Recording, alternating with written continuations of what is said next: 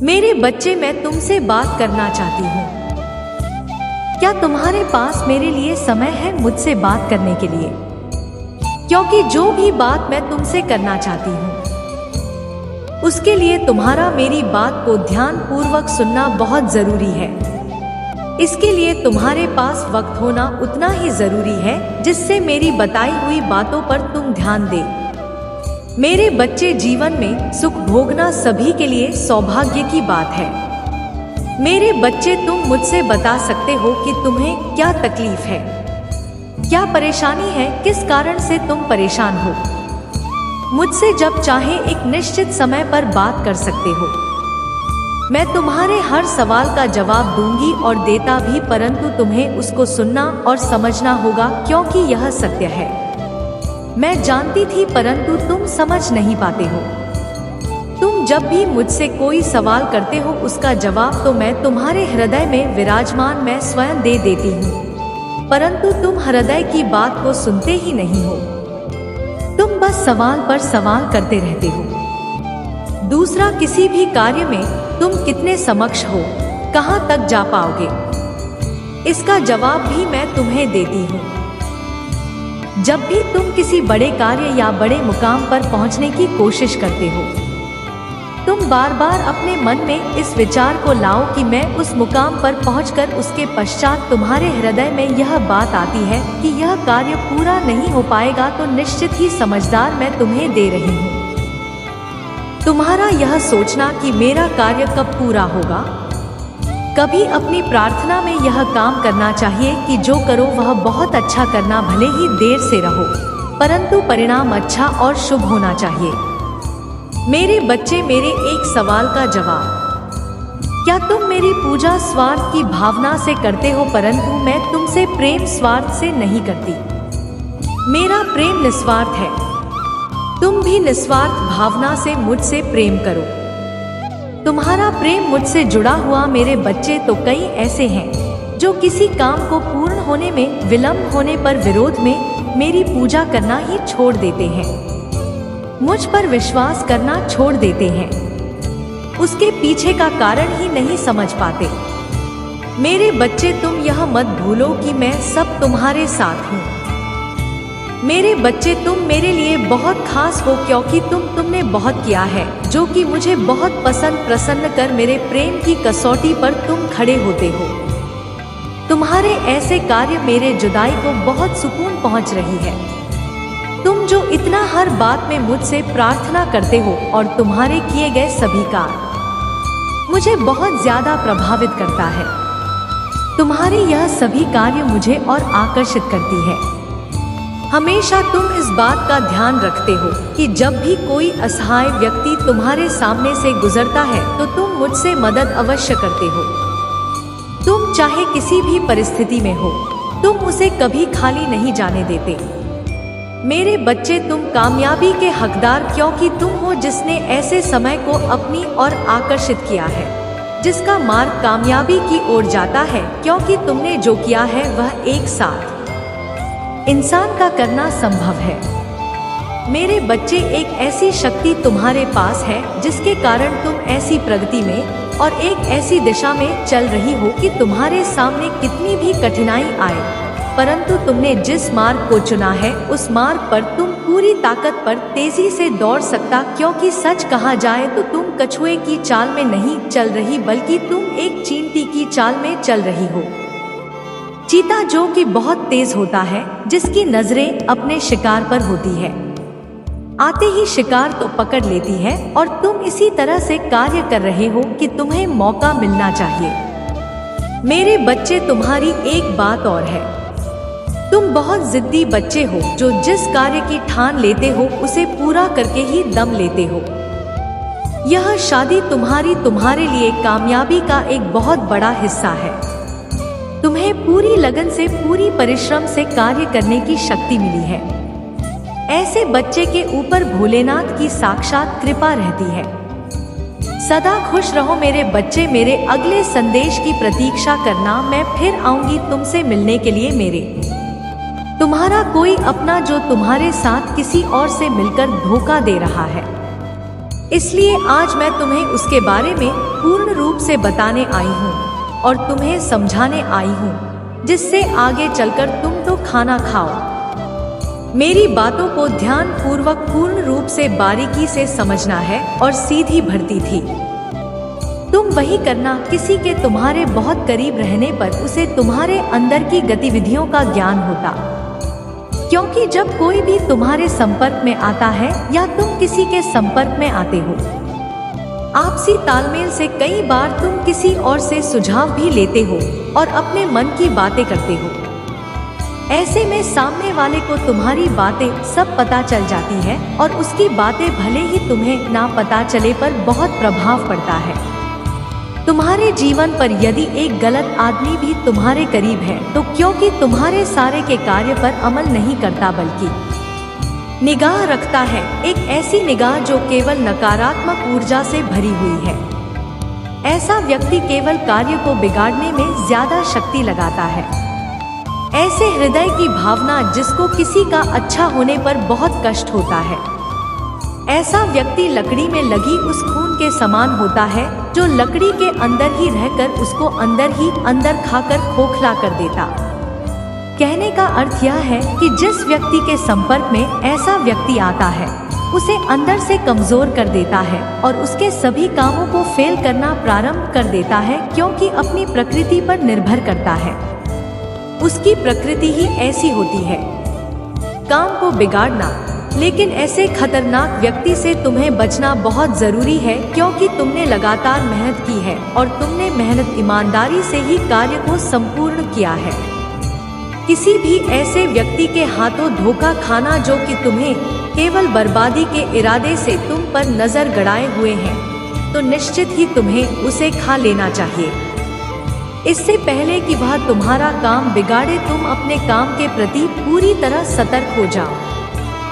इस बात का यकीन कर लो मेरे बच्चे, वह तुम्हें ऐसे ही 100 रास्ते बताएगा जिन रास्तों पर जाकर तुम भटक जाओगे और असली रास्ता ही भूल जाओगे।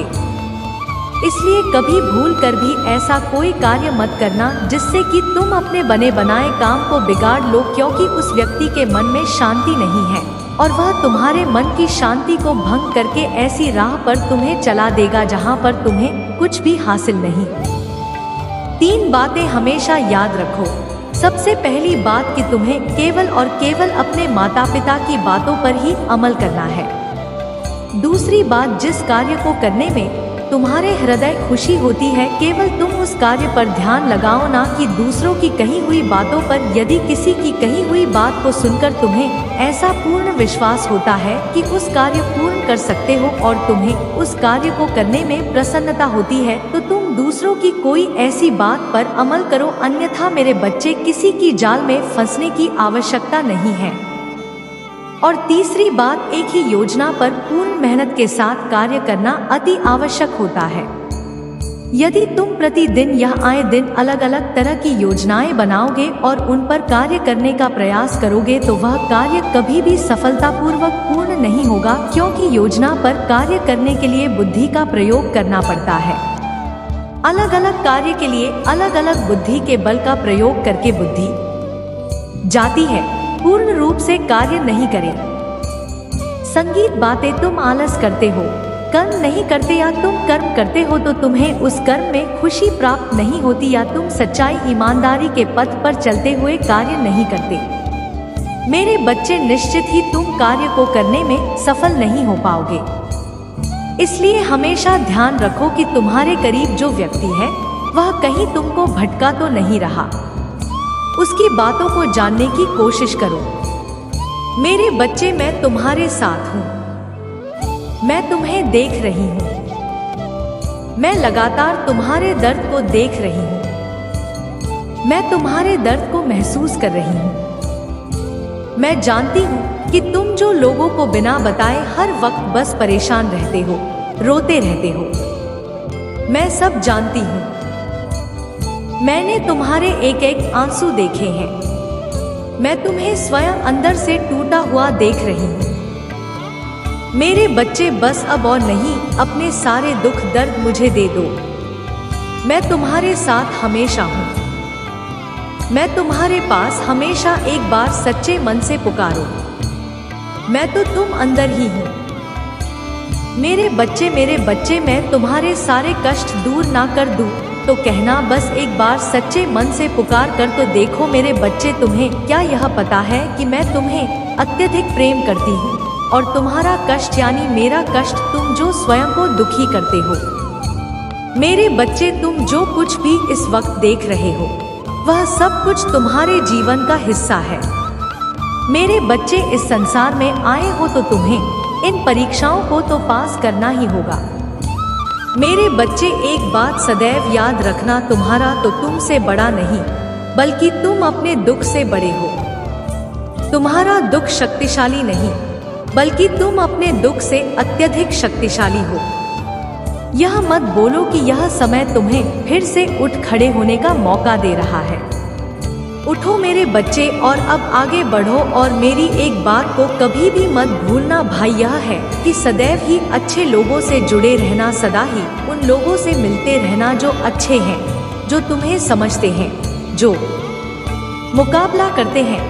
क्योंकि मेरे बच्चे, जैसी तुम्हारी संगत होगी वैसे ही तुम्हारी रंग अच्छे गुण अपने अंदर लाने से तुम्हें समय लग सकता है, परंतु पूरी संगत तुम्हें तुम्हारे बिना ही किसी मेहनत के प्राप्त हो जाएगी। जीवन में अगर कुछ करना है, एक बहुत अच्छा इंसान बनना है तो तुम्हें अच्छे लोगों की बहुत आवश्यकता है। ऐसे मनुष्य को सदैव ही अपना मित्र बनाना जो खुद से ज्यादा लोगों के बारे में सोचे, जो सदैव अपने माता पिता का सम्मान करे, क्योंकि सबसे पहले तुम्हारे लिए तुम्हारे माता पिता ही तुम्हारे भगवान संगीत है।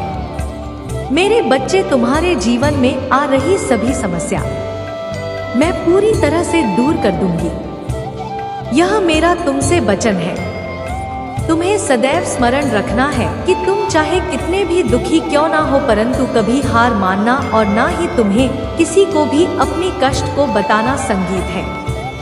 अगर तुम अपने कष्ट को किसी को बताते हो तो ना ही उससे कुछ नहीं होगा बल्कि तुम्हें कष्ट ही होगा। फिर तुम्हें बहुत ही ज्यादा बुरा लगेगा और तुम्हारे मन को कष्ट के सिवा कुछ नहीं मिलेगा। मेरे बच्चे, हर पल तुम्हारे साथ में होती हूँ, हर पल तुम्हारी सुरक्षा करती हूँ। मैं जानती हूँ कि तुम लोगों की सदैव ही मदद करते हो, तुम लोगों से अत्यधिक प्रेम करते हो। इसी कारण से मैं तुम्हें अत्यधिक पसंद करती संगीत हूँ।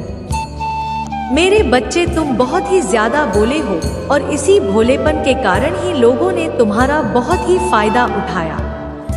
लोग तुम्हारे साथ गलत करते हैं। तुम्हें बुरा तो लगता है कि जिनके लिए तुम इतना करते हो, जिनके लिए इतना सोचते हो, वही लोग जब तुम्हें धोखा देते हैं तो तुम किसी से कहते नहीं हो, पर अंदर से तुम टूट जाते हो। मेरे बच्चे, तुम बहुत सच्चे और बहुत ही ज्यादा अच्छे हो। मैं जानती हूँ कि तुम्हारे कुछ गुप्त शत्रु भी हैं जो तुम्हारा भला नहीं चाहते हैं, क्योंकि तुम जितने ही अच्छे हो उतनी ही लोग जो पूरे होते हैं बुरा कार्य करते हैं, वह तुम्हारे मार्ग एक बीघा बनकर आएंगे। मेरे बच्चे, सदैव याद रखना, कर्मों का फल अवश्य मिलता है। अच्छे कर्म करने पर मैं सदा तुम्हारे साथ हूँ। क्या तुम यह जानते हो, तुमसे भी कुछ कर्म गलत होने वाले होते हैं, परंतु मैं तुम्हारा हाथ थाम लेती हूँ। मैं तुम्हें हर बुरे कार्य को करते बचाती हूँ। मेरे बच्चे, जो कुछ भी तुम्हारे जीवन में इस वक्त हो रहा है, इसके पीछे बहुत बड़ा उद्देश्य छुपा हुआ है। मैं जानती हूँ कि तुम बहुत ही जल्दी घबरा जाते हो, तुम बहुत ही जल्द हार मान लेते हो, परंतु तुम यह तो जानते हो कि इस धरती पर जो होता है अच्छे के लिए होता है और उसके पीछे कुछ वजह है। मेरे होते हुए दुखी क्यों होते हो? मेरे बच्चे, तुम मेरी इतनी आराधना करते हो, मुझे तुम सच्चे दिल से मानते हो, तो फिर क्यों डरते हो? हर पल मैं तुम्हारे साथ हूँ।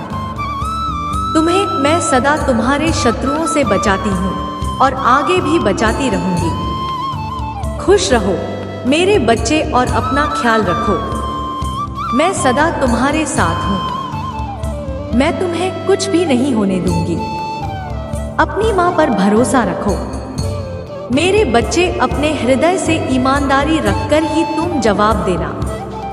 यदि तुम पूरी तरह से उस बात को मान पाओ तो हाँ कहना, क्योंकि कार्य थोड़ा कठिन है, लेकिन तुमको करना है। भी इंसान बड़ा होता है जो है मुश्किल काम हो कर पाए। जिस प्रकार माता पिता अपने उसी आज्ञा बेटे से किसी भी कार्य को करने के लिए कहते हैं, जिस बेटे पर उनको पूरा भरोसा है, उनकी आज्ञा पर खरा उतरे, उसी प्रकार मुझे भी तुम पर पूर्ण भरोसा है कि तुम मेरी आज्ञा पर खरे उतरो और जो मैं बताने जा रही हूँ उसको तुम करोगे तो करते ही निश्चित ही मैं तुम्हारे जीवन में और तुम्हारे घर में खुशियाँ ही खुशियाँ बिछा दूंगी। मेरे बच्चे, करना यह है कि जब तुम रात्रि में सोते हो उस समय तुम्हें पूरे दिन की दिनचर्या पर विचार करना है। पूरे दिन में तुमने कौन कौन सा कार्य किया, अर्थात सुबह से लेकर पूरे दिन और रात्रि तक जो काम किया है उस पर बारीकी से विचार करो। कहाँ अच्छा काम किया है, कहाँ तुमसे कोई गलती हुई है या तुमने कोई नया कार्य प्रारंभ किया है, तो आज रात्रि से ही तुम्हें यह कार्य प्रारंभ करना होगा। जीवन में 3 बातें सोते समय तुमको विचार करके। पहली बार, यदि तुमने जीवन में आज एक अच्छा काम किया है तो अपने मन को संतुष्टि दो और कहो कि हाँ तुमने एक नया और अच्छा काम किया है। दूसरा, यदि तुम कोई गलती करते हो तो कल सुबह प्रातःकाल उठते हैं उस गलती पर विचार करके तुम आगे ऐसी गलती कभी नहीं करोगे, उसका दृढ़ निश्चय लेना है। तीसरा, तुमने आज पूरे दिन में गलती से भी किसी का दिल तो नहीं दुखाया है या किसी का अपमान नहीं किया या किसी को अपशब्द तो नहीं बोले। यदि ऐसा किया है तो उसे तुरंत माफी मांगने का विचार अपने मन में लेकर आओ और उस व्यक्ति से माफी मांगो। अपने हृदय में बसा लो कि आगे उस व्यक्ति को कभी अपमानित नहीं करो, बल्कि किसी और व्यक्ति को भी कभी तुम्हारी वजह से अपमानित ना होना पड़े। ऐसा कोई कार्य नहीं करोगे, क्योंकि खुशियों को प्राप्त करने के लिए मेरे बच्चे मेरी कही हुई बातों को ध्यान से सुन अपने जीवन में उतारना बहुत ही जरूरी है। और इस बात को समझना बहुत जरूरी है कि यदि तुम किसी का अपमान नहीं करोगे, किसी का हृदय नहीं दुखा होगा, तो तुम उनके आशीर्वाद के साथ मेरा आशीर्वाद प्राप्त करोगे। यदि तुम अपनी गलतियों को रोकते चले जाओगे तो निश्चित ही अच्छाइयों की तरफ जाओगे। हर काम प्रतिदिन नया और अच्छा करोगे तो जीवन अपने आप मेरे आशीर्वाद से खुशियों से भर जाएगा। धीरे धीरे करके खुशियाँ आती चली जाएंगी और गम तुमसे दूर रहेगा। यदि तुम खुशियों को अपनी ओर आकर्षित करना चाहते हो तो तुम्हें जो आज बताया है उसे करना ही होगा। मेरे बच्चे, हर खुशी तुम्हें प्राप्त होगी जो तुम चाहते हो। सच्चाई तुम्हारे सामने है, अब चलना तुम्हें है। मैंने तुम्हें बता दिया है कि रास्ता पर चलना तो है जो देख ना सके, उसे दिखाना व्यर्थ है, जो सुन ना सके उसे सुनाना व्यर्थ है। तुम जो देख रहे हो, जो सुन रहे हो और जो उम्र भर कर रहे हो, तुम्हारी आध्यात्मिक उन्नति का फल है। ऊर्जा के स्तर पर हो रहा है, वह दूसरों को भी है, आवश्यकता नहीं है। इसलिए मेरे बच्चे, जो आत्मा है अभी उसे देखने, समझने और सुनने में उन्हें सत्य का प्रकाश दिखाने की कोशिश मत करो। मेरे बच्चे, तुम हो जो दूसरों को अंधकार से प्रकाश में लाने का कार्य करते हो। जो भटका है वह स्वयं आएगा। तुम्हारे पास कुआं प्यासे के पास नहीं जाता, प्यासा स्वयं हुए को ढूंढ लेता है। भौतिकवादी संसार में मानव अपने भौतिक शरीर को ही परम सत्य मान बैठा है, जो तुम्हारे अस्तकाकरण मात्र भी नहीं है। जैसे तुम जल को किसी पात्र में रखो उसी रूप में दिखाई देता है, किंतु पात्र को ही जल कह देना उचित नहीं है। यह उसी जल को धरती पर बिखेर तो तब भी जल का अपना अस्तित्व रहेगा। इसी प्रकार यह भौतिक शरीर तुम नहीं हो, बस एक अस्थाई पात्र है जिसमें तुम्हारी परम चेतना आत्मा को धारण किया है। वह भौतिकवादी लोग तुमसे कहेंगे आत्मा दिखाई नहीं देती तो वह है ही नहीं, तो उनका उत्तर उन्हें यह देना, वस्तु है जो दिखाई नहीं देती किंतु वह होती है, केवल एम सोच किया जा सकता है। जैसे भूख प्यास, गर्माहट, ठंडक, पीड़ा, ठीक इसी प्रकार वह ऊर्जा है जो इस भौतिक शरीर को चला रही है। अंतिम सत्य है, जब तक आत्मा भौतिक पात्र में रहती है तब तक तुम इसी शरीर को सत्य मानकर सब करते हो, किंतु यह शरीर को छोड़ दी है। मानव का शरीर मिट्टी के समान ढेर हो जाता है। कोई भी सगा संबंधी क्वेश्चन नहीं रखना चाहता।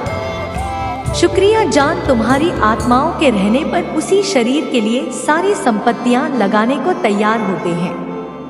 वही लोग उस आत्मा के निकल जाने पर शरीर के लिए कुछ नहीं देना चाहते। यहाँ तक कुछ दिन भी उस शरीर के साथ नहीं रह सकते।